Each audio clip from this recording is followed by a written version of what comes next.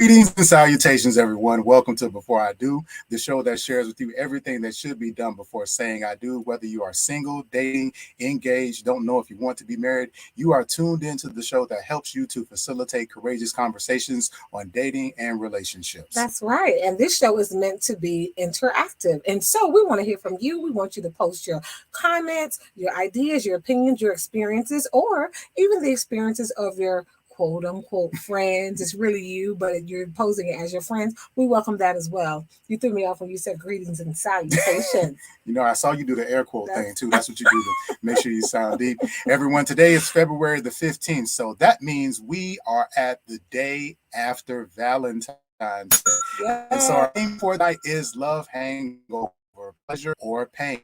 So we know that many of you went all out for Valentine's Day, went over and above and tried to meet and exceed expectations. So we wanted to have a candid conversation in regards to what the hangover looks like, not just for Valentine's Day, but even in the form of relationships. We know that Valentine's Day can be a holiday that can be triggering for individuals when it comes to love and relationships, love that has been lost, relationships that have been moved on from. And so I want to share a little bit in regards to how to navigate that situation. So tonight, when we think about a hangover, and I will admit, I'm going to be putting my business out there a lot tonight, just so you all know. So I am a former drunk. I'm a former alcoholic myself. And so I can Sounds say, more clinical. Can I let me say, yes, it's my process. So I'm a former drunk / alcoholic. And so I have had many a days, many a nights where I had to deal and go. And so a hangover indulgence, when it talk about hangovers are unpleasant consequences of having too many drinks. And so it is the symptoms usually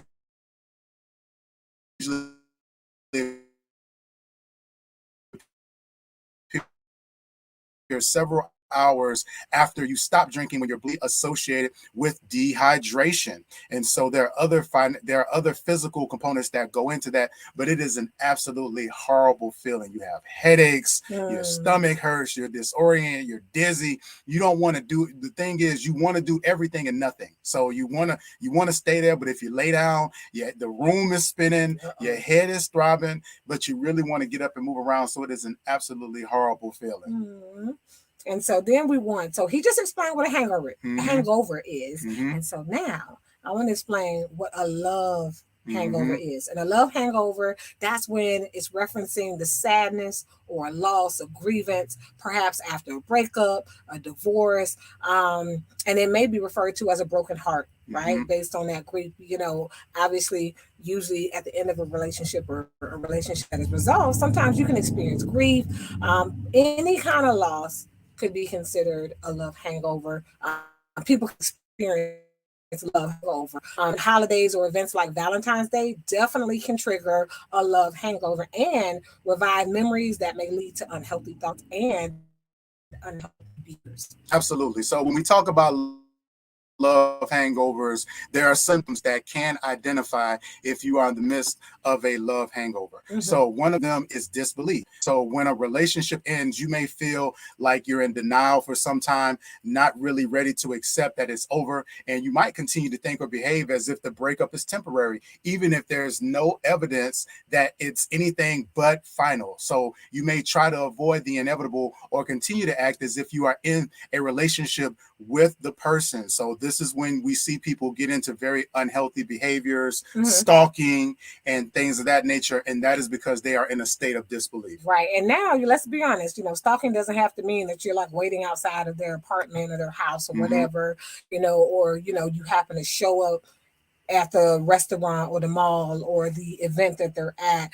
Stalking can definitely be they don't even have to know it, right? This could be you, what is it, trolling their social media and not necessarily even saying anything or responding, but you can't go a day without looking at their social media. Another symptom of a love hangover is preoccupation. Preoccupation with that occupied with that relationship, and it can affect many aspects of your life, such as your former love. You may constantly be on your mind. You may it may ruminate the relationship, or pretty much you know, you may not be able to concentrate on anything else because you're super focused on the relationship. Everything that you see in here reminds you of that person.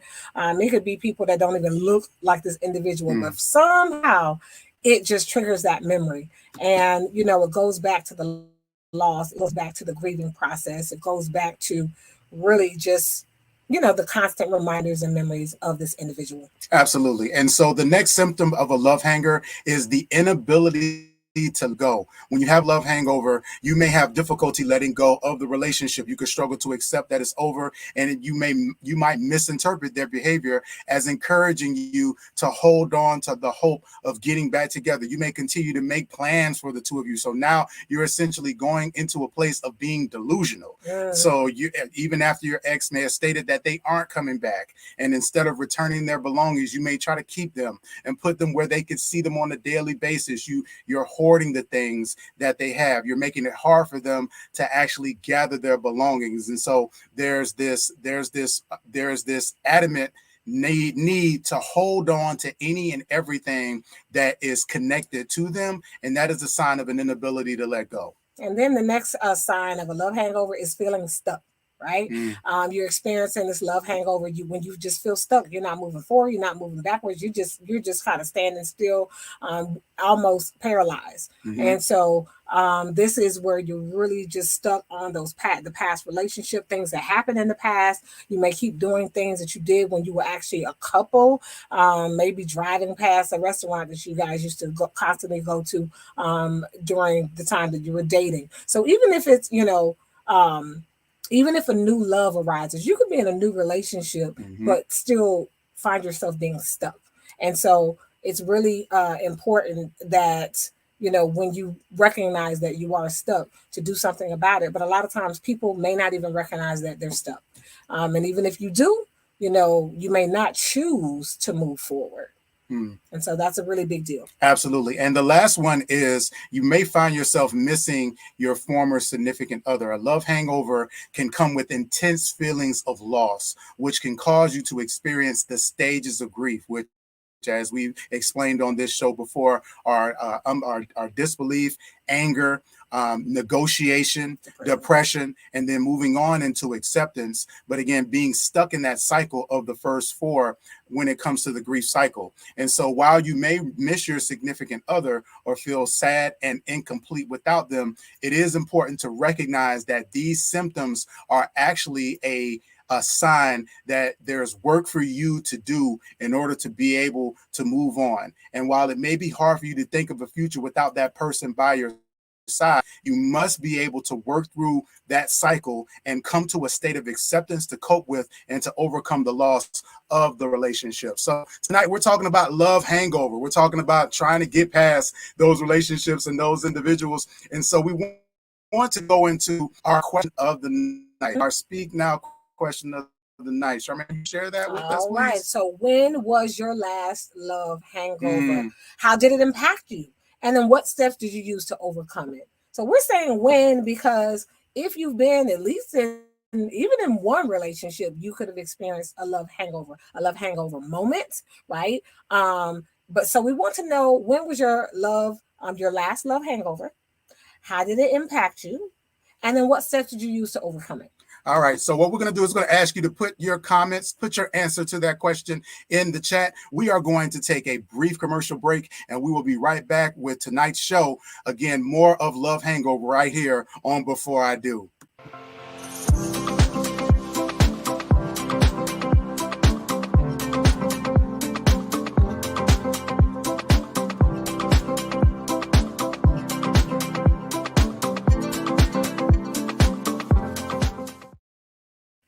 All right, everyone, welcome back to Before I Do. Tonight's topic is love hangover, and we just went over the symptoms of being involved or dealing with a love hangover. And our speak now, I'm sorry. Go ahead. Our speak now question was, when was the last time that you had a love hangover? How did it impact you? And what steps did you use to overcome it? So I actually, like I told you, I'm going to be putting my business out in the street a lot tonight. So my actual last love hangover was you.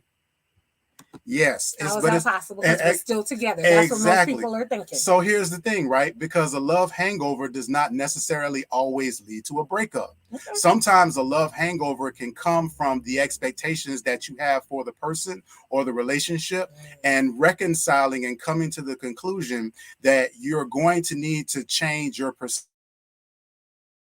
and your attitude about the relationship in order for it to survive. And so the last time that I actually dealt with a love hangover was when we first got married.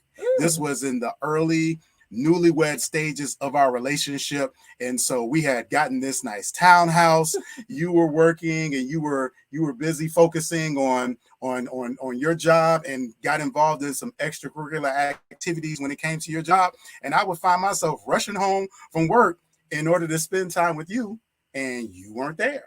And I found myself sitting there waiting for you. And so I began to be upset because it didn't seem like you were as excited about coming home to spend time with me as I was about you. And so when we began to have a conversation, I realized that in a lot of ways, I was beginning to move into codependence because of my preconceived notions about what it meant to be married. And so just like you were busy making sure that you were fulfilling your individual goals, which is something that we absolutely counsel and talk with couples about, is not losing yourself in your marriage, but making sure that you're moving forward in the things that you've been put here to accomplish. I needed to be about the business of making sure that I was focused on my individual goals as well and my purpose. So a lot of the artistic pursuits and things that I got into were actually I was forced to come face to face with them because of some of the things that we were dealing with in our marriage, as far as with us pursuing our goals. And I want to be clear, this is not a diss to you at all, but again, it was a moment of reckoning for me, in recognizing that I needed to focus on my individual goals. I still picture you rushing home to see me, and I wasn't there. Oh my gosh, that's like, a video, a music video scene. But to be honest, I was a new educator and I was struggling, y'all. So it took me forever to know how to write a lesson plan, and I was struggling. But so it did take me hours and hours to like get my grip on being a new teacher. And so that kind of inundated me. But that is a good example of how you can be in a relationship and experience a love hangover, experience a loss or grief. And so, okay, Lindsay, thank you for tuning in tonight. And we have definitely a comment about that. And all right. We're not sending on that. There we go. All right. Yeah, go ahead. All right. So Lindsay, you say currently entering a divorce process that I didn't want. Okay. Working on setting boundaries for myself. Oh, that's beautiful. Also doing things that make me happy. Absolutely. And investing more in my friendships. Lindsay is already digging into the tips on how to handle love hangovers as we get ready to get into that right now. Yes, Lindsay, I'm just going to tell you, you are in a relationship with yourself for the rest of your life. So I love what you're doing. You're really going through the right process of loving on yourself, surrounding yourself with friends who can love on you during the season, friends who will be patient and understanding. That is important to definitely make sure you have a strong sister circle of friends, because a divorce can take you through, again, a lot of, emotional experiences. And so you definitely need a support system. So absolutely, they're doing the right thing and, preparing for that, but also building yourself up and investing in yourself. All right. So we're going to go into our first tip for recovering from a love hangover. All right. And the first one is awareness, right? And so awareness. And what that means is to acknowledge the role that the relationship or those expectations played in your life. Okay. So the first step is to change anything, to pretty much just change anything that really would prevent you from being more aware of where you are. So without that honesty, transparency, full awareness as to where you are post the relationship, you want to make sure that you're not in denial. You want to acknowledge it, recognize it, and own it, take ownership of it. And so it may be helpful to answer the following questions. For example, you might say, what do I get from this relationship? right? Or what did I get from this relationship? Perhaps you gain those feelings of security, a sense of belonging, comfort, and meaning in your life. And so, just like Lindsay mentioned, you have to take that back. Make sure that if, for example, where she is, she's taking back that sense of security, belonging, comfort, and meaning, and surrounding herself with beautiful people that can affirm those things. The next question is to write down your, if there's anything in that relationship that hurt you, compare those pros and those cons, right? And are the benefits worth it? And so you want to be honest with your answers. Absolutely. Awareness is always the first step in any situation that you find yourself in, and making sure that you take proper inventory of the benefits and the challenges. So before you decide to walk away or stay, either way, you want to make sure that you sit down and take proper inventory so you know exactly what it is that you're up against. All right. So tip number 2, you want to make the decision how you want to move forward with or without the individual. So once you're able to identify the behaviors, the pros and the cons, and how they impact you and your relationship, you want to decide whether you want to continue on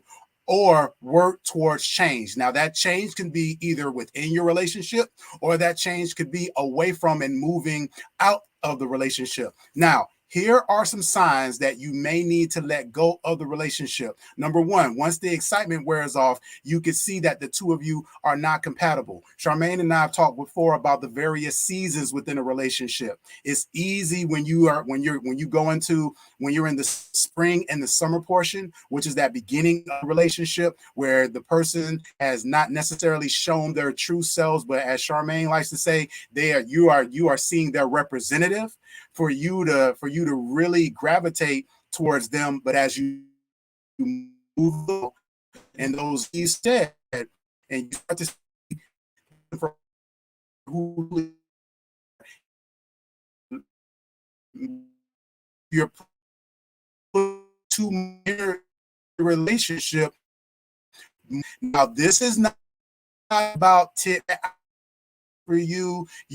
Why didn't you do this? Is about making sure that you're monitoring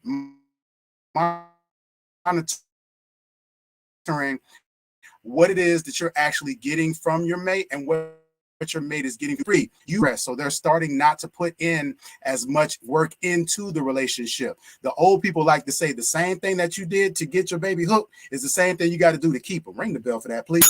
So we want to be careful of that. So you also don't feel safe around that person anymore in the relationship. That could be a telltale sign that you may need to make a decision in regards to it. Also, you're being blamed for the problems in the relationship. You all are getting into finger pointing. And then lastly, your intuition is telling you that it is time to move on. So if you find yourself in this place, it's important to make sure that your decision that is definitive, and that you want to remind yourself of why you need to make that change.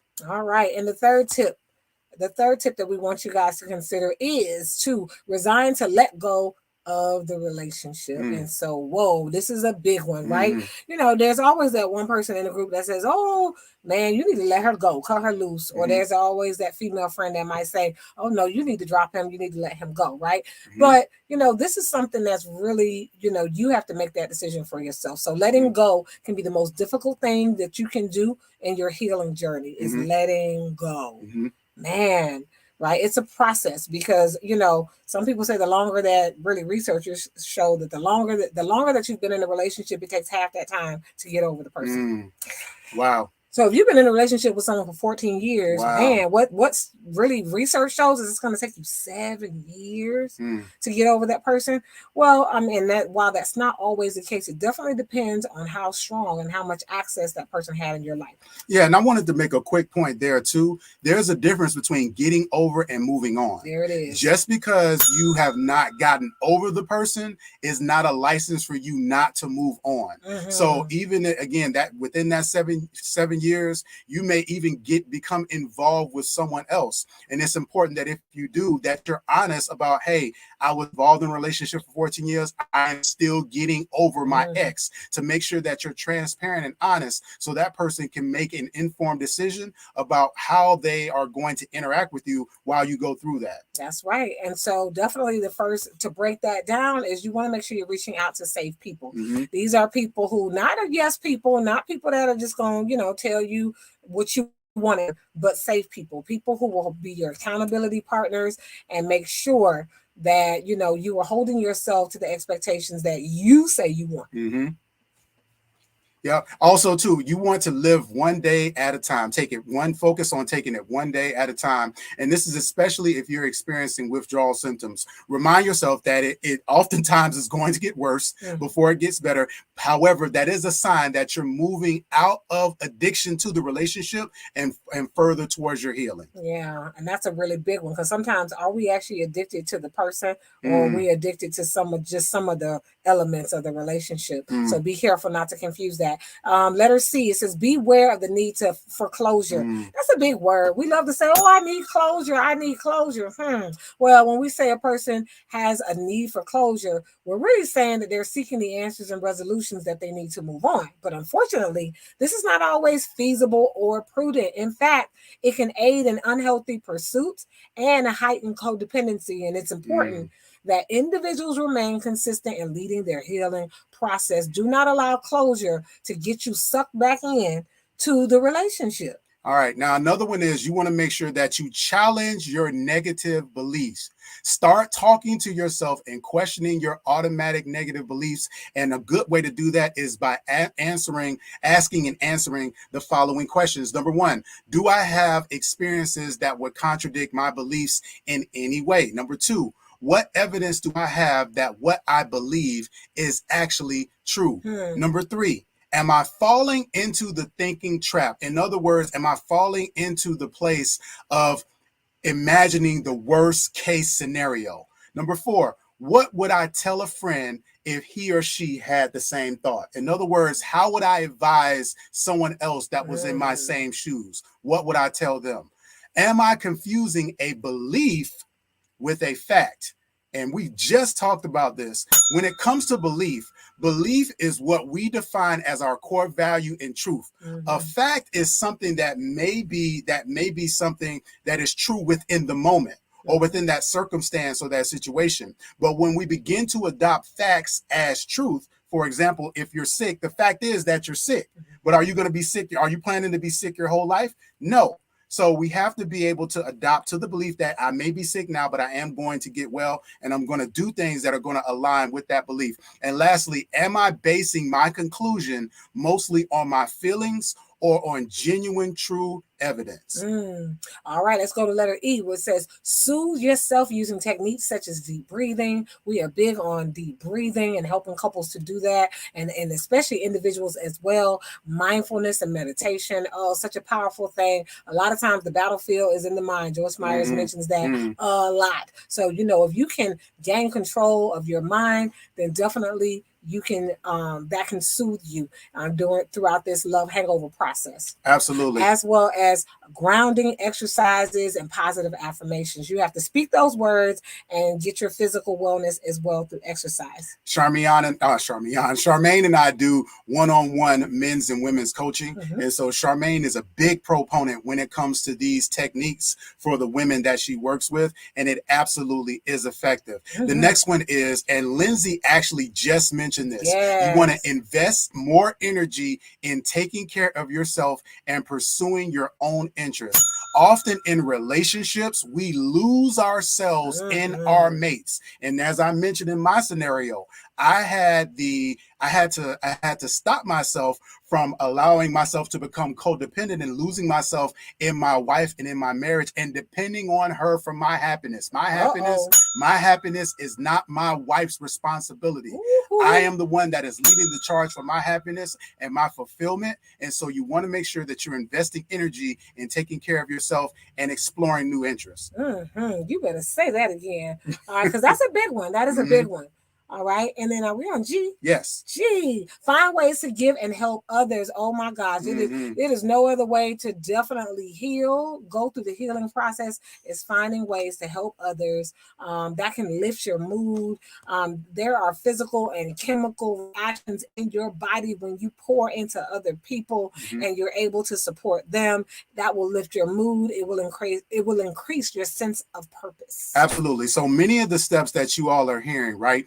You will hear these. And as I mentioned, I told y'all about my drinking problem. Y'all just hearing about all my business tonight. So the last step in Alcoholics Anonymous, the 12th step, is exactly this one, is to find a way to help someone else. And part of the reason why that is because if you do not find a way to pour into someone else from your pain, from your situation, then most likely you are going to relapse and you are going to drink again. And it's the same thing when it comes to your relationship. If you do not find a way to support other people in being in healthy relationships and making good decisions, most of the time you're going to find yourself back in an unhealthy relationship yourself. Now, again, because that's something that we definitely have recovered from. Addiction comes on my side of the family as well as his side of the family. And both of us have definitely worked through addictions. And I'm going to tell you, it's very easy to really overcome one addiction, but then jump to another. Yep, and so you have to be careful. Even helping other people can be an addiction. Yes. So make sure it's genuine.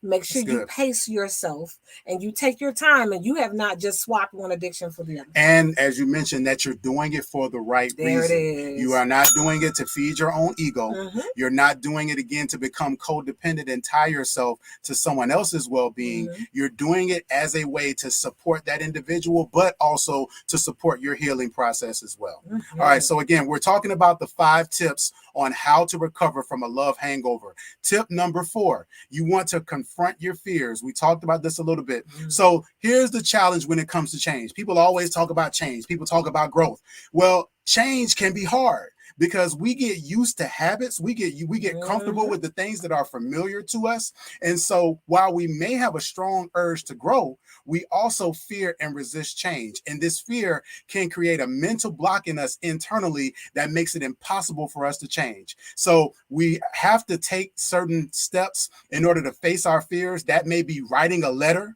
about exactly what your fears are and confronting those fears. It may be stating the reasons why changing is in your best interest. What are the things that you're hoping to get from that change? And you want to assure yourself that you are old enough now to take care of yourself and be your own friend and your own protector. And I love that one because, again, fear, we hear this acronym all the time, is false evidence that's appearing real. But fear, we want you to think about it. There's false emotions appearing real and false environments appearing real. So that emotions, right, evidence and environments, that all of those things can sometimes, you can have in your mind that this is what's happening. And again, it can be a false sense of environment, emotions, and evidence. Absolutely. All right. And then we have number 5, which is practice forgiveness. My favorite. Practice forgiveness. Forgiveness is an important step in letting go of the past and operating with peace and reassurance. Forgiveness is not about the other person. We hear that a lot of times. It's not about the other person. So then the question becomes does it have to involve the other person? And absolutely not. Your forgiveness does not even have to involve the other person. All right. It has nothing to do with whether or not they deserve it or whether they sought it out. They don't have to chase you down, right? You can forgive someone without their permission, without their participation. And that's a powerful thing for you to know. This is an individual decision and is pertinent to your healing process and growth. So we definitely encourage couples to itemize what are those things? What are the offenses that have occurred? Because you want to itemize those things and definitely deal with those things. Put a voice to them, put a sound, put them in your journal, and then absolutely go through your forgiveness journey, which is very unique to each individual, largely tied to your culture and how you saw forgiveness playing out in childhood. And notice how formal these things are. When we talk a lot about writing, and Lindsay talked about journaling, I believe. And so that is a very important part of this process. This is not just going through it in your head, but it's actually being able to make them tangible and putting it down on paper. So a couple of steps that you want to take in regards to your forgiveness plan. And you all will notice that there are two different sides of forgiveness. When we talk about the plan to forgive others, the first thing that you want to do is make a list of the people that you need to forgive. When you talk about your relationship, there may have been some other individuals within that relationship that you need to forgive as well, that you're harboring different things for. Maybe your significant other had a friend who enabled him and didn't necessarily speak and wasn't supportive of your relationship. Maybe it was a mother or whomever, but you want to make a definitive list of the individuals that you want to forgive. And then the second thing we would like you to do is to create a charity chart. And in that, we want you to draw on a piece of paper 3 columns. And the top of those columns, we want it to say regrets, resentments, and appreciation. So we want you to write down each column every regret that you think that you can think of that's related to that person. Every resentment, things you resent the person for, those feelings that you have toward them of resentment, and everything that you actually appreciate. They were a teacher for you. You learned some good things, but you also might have learned some bad things. But either way, you have to acknowledge they were a teacher for you. So in that, you can at least appreciate what you walk away from and the wisdom that you get. Absolutely. And when we talk about the forgiveness of others, the third thing that you want to do is you want to write a letter to each person on your list. Now, calm down, pump the brakes, because this letter does not necessarily have to be sent to them. You may decide to send it to them. You want to make sure that you use wisdom and prudence, but you want to pour everything that you want to say into that letter, because again, this is not necessarily for them. This is to help you to organize and reconcile your feelings and experiences with that person in a therapeutic and cathartic way. So while you want to acknowledge that you cannot change what has happened in the past, but that holding on to some of the things that you're harboring for them is preventing you from being able to move forward. All right, I'm going to repeat that disclaimer. We did not tell you to send a bunch of letters to people in your life. Again, that is use discernment, use wisdom, because those people you're not supposed to talk to no more. You don't want to stir up and talk them up by sending them this letter, right? And so if you have a sense of peace, again, this process is for you and about you. Now, the 2 forms you want to focus on that piece first, and guilt and for moving forward. And then the last one is self-forgiveness. Takes the longest. This one is the more difficult one, especially if you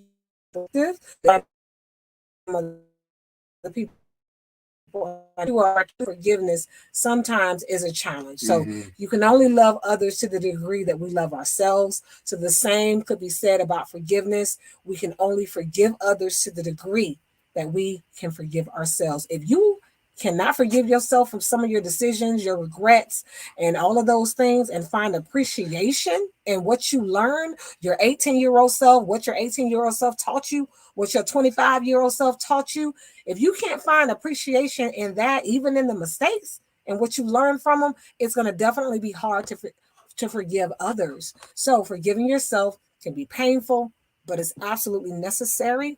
You have to build that muscle in order to be able to have healthy relationships. Absolutely. No, you all have a couple of questions. Here are some really good ones. Donna says, will this, absolutely. Donna says, will this be available for her to see at a live? Will this be available at the library? I need to hear and meditate on this again. Absolutely. You can catch the replay of this. And also, just so you all know, we are going to document some of the questions that are in this chat, and we are going to cover them next week, because guess what next week is? It's it's Q&A night. It's Q&A night. Our Speak Now Q&A night. Lord. So please tune back in next week, because you guys are giving us some great questions, and we absolutely want to address them. And so, so I'm going to let you proctor the chat. We loving that you're talking to us. Shout out to Veronica. Shout out to Lindsay. All right, for loving on us tonight and sharing your wisdom and your experiences with us.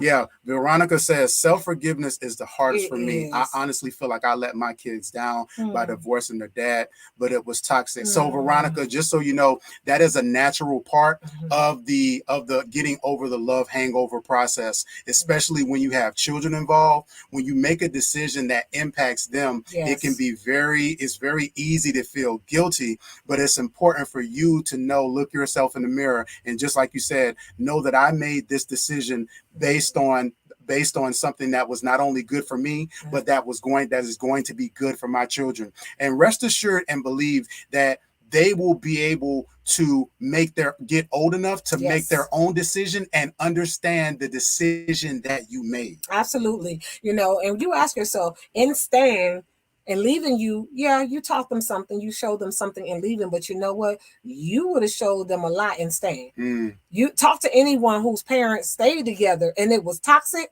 and all the lessons that they learned and had in the front row seat they had to witness the toxicity. And so in our world of counseling, we're here to let you know it is traumatic. It is much healthier for couples who really, if you are not doing the work towards healing, and you're not doing that work, or one person is they have tapped out, it is more important to work on that healing apart, and because again, a person can't grow and change if they don't have a will. They don't have to have the skills, but they have to have a will. Absolutely.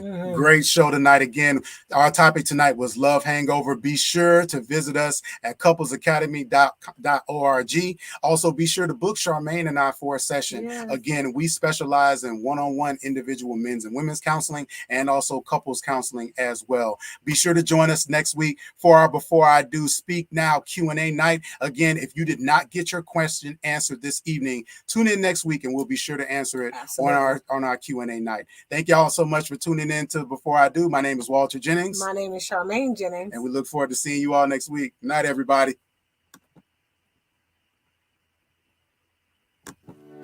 Welcome to the Couples Academy app. The Couples Academy app is your go-to hub for how to do marriage right. Get started with our app today by perusing our amazing features that conveniently allow you to connect. This app is packed with powerful content and resources to help you grow and stay connected.